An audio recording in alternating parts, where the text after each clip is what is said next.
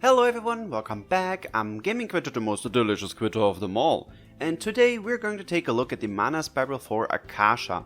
You can get the needed materials from Grimnir's trial in the Trials of the Mighty Quest series.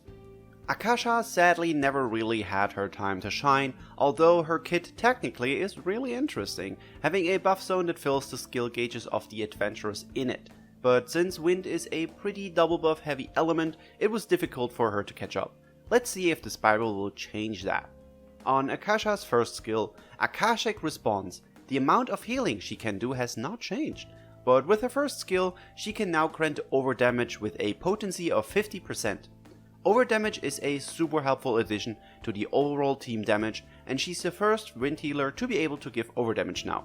This leaves her shared skills open for maybe some double buff enablers, making her automatically better in my opinion.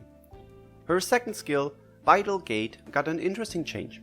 When Akasha places her field, it now deals 100% more damage and will inflict Stormlash when the enemy is hit. The buff zone lasts 5 seconds longer, and Cygames actually reduced the needed skill points for Vital Gate from 20,000 to 15,000. The HP drain effect has not increased. Sadly, the skill charge effect will probably not be changed to become immune to Curse of Nihility, but with the Stormlash it now inflicts, Akasha can still be helpful with her second skill aside from healing, and she will also be able to grant strength amps with it, but we'll talk about that in a second. There aren't many surprises within the changes for her abilities. Her first ability, which used to be just skill prep, is now called Pursuer of Knowledge. She still gets 100% of her skills at the start of the fight, but with the spiral, when she uses a skill, it will grant her a strength amp with a maximum team amp level of 2. Once granted, the amp will not activate again for 30 seconds. It's a nice addition, especially since she apparently can activate the amp with any given skill. Akasha has become a potent Bog Res unit, as it was to be expected, and her third ability increases her healing potency by 17% instead of 15% when her own HP is at 70% or higher. So is her spiral something that makes Akasha now crazy good? Well, I would rather say she does become more viable, especially in fights where her buff field actually works.